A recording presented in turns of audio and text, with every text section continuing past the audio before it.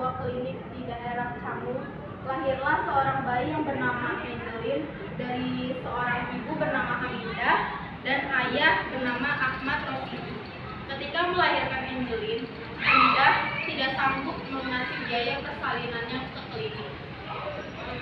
Gimana bayi kita kan juga diminta biaya persalinannya. Pak Ahmad Rosidi pun meletakkan kembali bayinya, kemudian ia keluar dari ruangan ibu Hamidah. Ia pun bertemu dengan temannya. Pak Ahmad. Pak Andi, apa yang di sini? Ada yang sakit? Enggak Pak, Bapak sendiri ngapain di sini? Saya ini mengajukan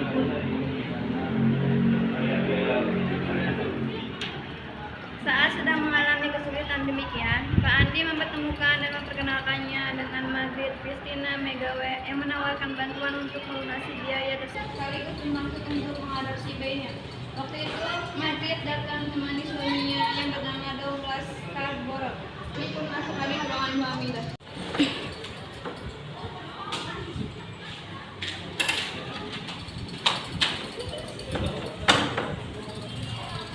Halo Pak Ahmad, ini ada teman saya namanya Margaret Christina Megawe. Dia bermaksud ingin melunasi biaya persalinan anak Bapak sekaligus ingin mengadopsi bayi tersebut.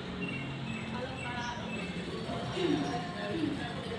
Saya Margaret dan ini suami saya. Di sini saya ingin melunasi biaya persalinan ibu dan bapak, serta ingin mengadopsi anak bapak dan ibu. Iya, saya juga saya akan mengadopsi anak bapak jika Pak Ahmad dan Bu Hamidah menyetujui jika anaknya saya adopsi. Bolehkah saya bersama saya? Pak Andi, Pak Douglas, dan Margaret pun keluar dari ruangan Bu Hamidah dan memberi waktu kepada mereka.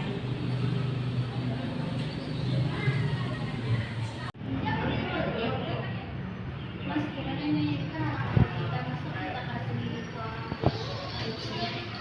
Dia masih mau tapi kalau kami pernah kita nanti. Dan bagaimana kita juga nggak ada uang buat bayar biaya persalinannya. Dengan berat hati Pak Ahmad.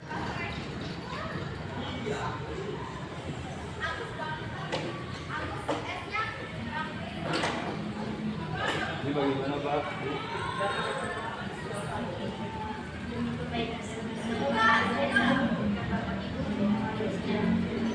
Ya tapi kalau memberikan waktu 3 hari untuk bersama anak kami sebelum diadopsi. Kalau itu kami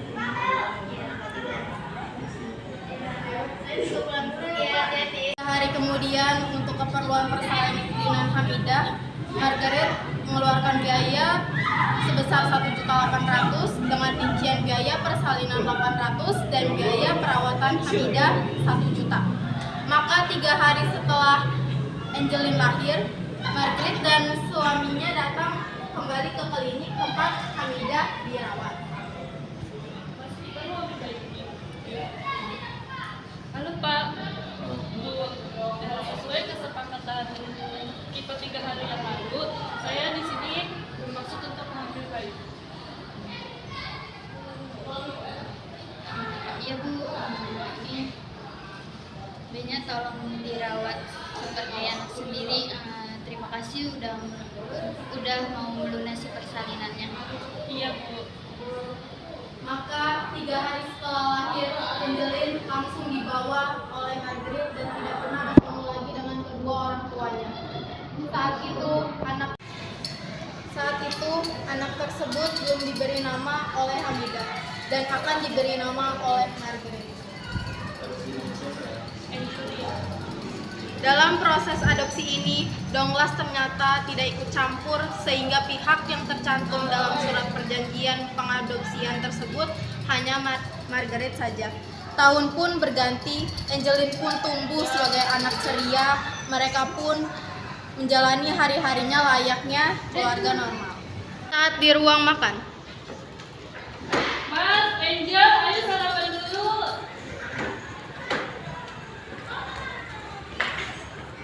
setelah makan,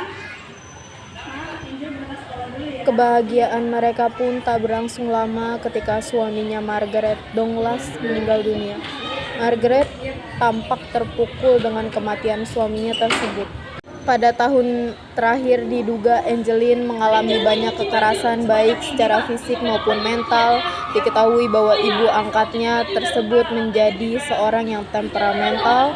Setiap hari Angeline diberi tugas untuk membersihkan isi rumah.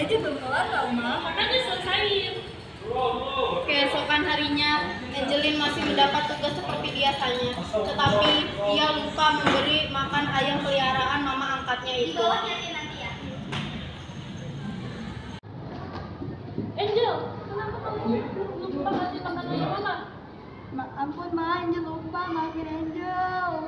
Berikutnya, Angeline terakhir terlihat di depan rumah. Orang yang melihatnya ialah Yoven, kakaknya sendiri. Karena tidak kunjung pulang hingga sore, keluarga melaporkan soal kehilangan tersebut ke pihak kepolisian. Halo Pak Polisi, adik saya Angeline hilang. Maaf, ini dengan siapa? Boleh ceritakan kronologinya seperti apa? Saya Yovan, kakaknya Angeline. Jadi waktu itu Angeline lagi main di depan rumah. Pukul 15. Terus saya sudah cari dan gak ketemu-ketemu sampai pukul 18. Oke, baik. Boleh kirim alamat lengkapnya untuk pencarian anak hilang. Baik Pak. Hingga suatu hari, tim kepolisian sepakat melakukan kerjasama dalam menemukan Angeline.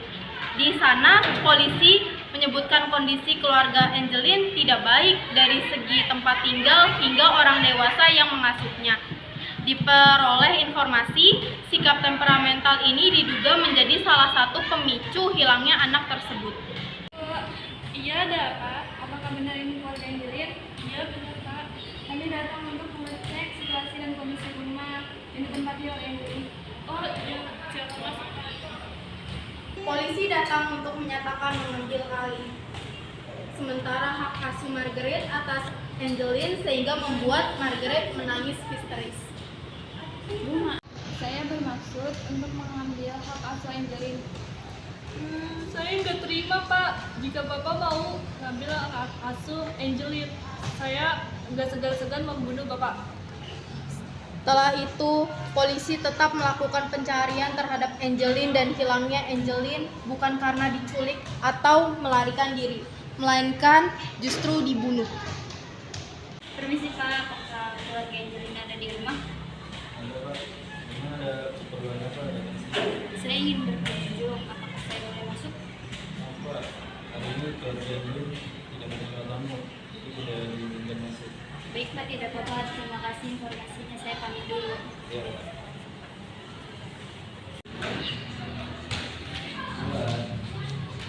Lapor Pak, saya telah menemukan jasad Angeline, namun jasadnya sudah membusuk. Laporan menerima. Kamu ketemukan jasadnya di mana? Saya ketemu Angeline di belakang rumah, di halaman rumah belakang. Baik, amankan TKP dengan memasang garis polisi. Jangan biarkan orang asing masuk. Namun gimana jasad korban? Telepon ambulans dari RSUP untuk dilakukan otopsi tubuh korban. Baik, laksanakan. Penyelidikan pun terjadi setelah ditemukan jasad Angeline. Pihak kepolisian pun segera mengadakan pemeriksaan terhadap 4 orang, yaitu Margaret, ibu angkat, Yoven, kakak angkat, dan Agustai, pembantu. Pada hari berikutnya, pihak kepolisian menetapkan ibu angkat Angeline, Margaret Christina Megawe, sebagai tersangka dalam kasus dugaan penelataran anak dan menempatkannya di tahanan. Saya tanya sekali lagi, apa kemauan sendiri? Ada orang Indonesia, Siapa itu? ibu angkat Angeline. Apa benar itu? Iya, dia menyuruh saya. Baik, kalau gitu antarkan dia balik tahanan. Saya akan memproses informasi ini.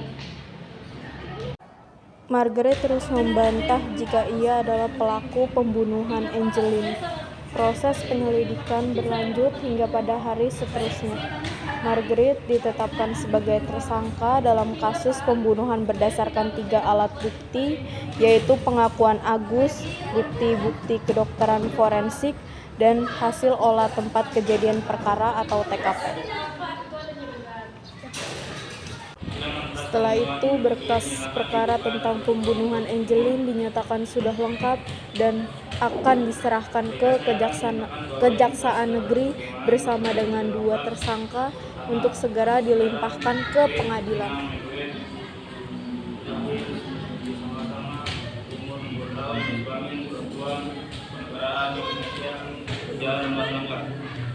Surat kedua, nama saudara Agus lahir di Manado, umur 37 tahun, jenis kelamin laki-laki, kerjaan pembantu rumah tangga.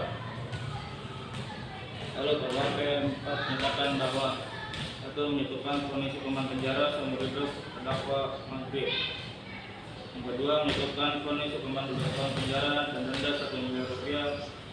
Ketiga, 6 bulan penjara kepada terdakwa Agus setelah selesai.